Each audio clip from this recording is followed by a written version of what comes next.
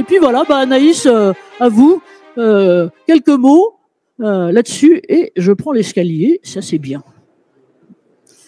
Alors, qu'est-ce que les exosquelettes commencent à évoluer? Effectivement, on a vu il y a 5 ans les exosquelettes arriver dans la santé au travail, essentiellement dans les milieux industriels ou logistiques, donc des milieux dits masculins. Sauf que quand on regarde un peu les statistiques, la première cause d'inaptitude et d'arrêt de travail dans le personnel soignant sont liées à des TMS. Et si on regarde un peu plus précisément, 94% des maladies professionnelles dans les EHPAD sont liées aux troubles musculo-squelettiques. Et ces métiers sont des métiers essentiellement féminins, puisqu'on a quasiment 90% des aides-soignants et des infirmiers qui sont des femmes dans ces secteurs de soins à la personne. Comment est-ce qu'on prend soin des soignants et donc des soignantes majoritairement?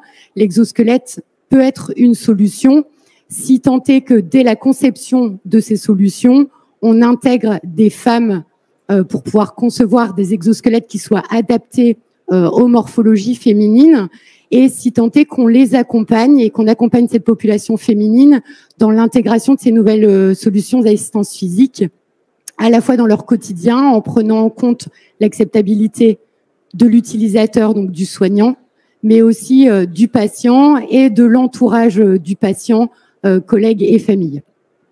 Donc les retours d'expérience vont être beaucoup plus concrets, puisqu'on va avoir effectivement aujourd'hui des exemples d'intégration sur quelles ont été voilà, les difficultés qui ont pu être rencontrées, comment est-ce qu'on peut accompagner ces soignants afin de leur proposer des solutions qui soient adaptées à leurs problématiques et afin de réduire voilà, l'apparition des troubles musculo-squelettiques dans ces secteurs féminins. Merci Anaïs. Et oui, ce qu'Anaïs souligne, et elle a complètement raison, c'est que bien sûr il y a une question de, j'allais dire, de mesure, des perceptions, de ce que sont les besoins et autres, mais c'est tout à fait important aussi. Et alors effectivement, je crois que votre structure à vous est à 60% ou plus constituée de femmes. C'est aussi d'avoir, je veux dire, non seulement le regard, mais aussi d'un certain côté le comportement et la sensibilité féminine pour développer.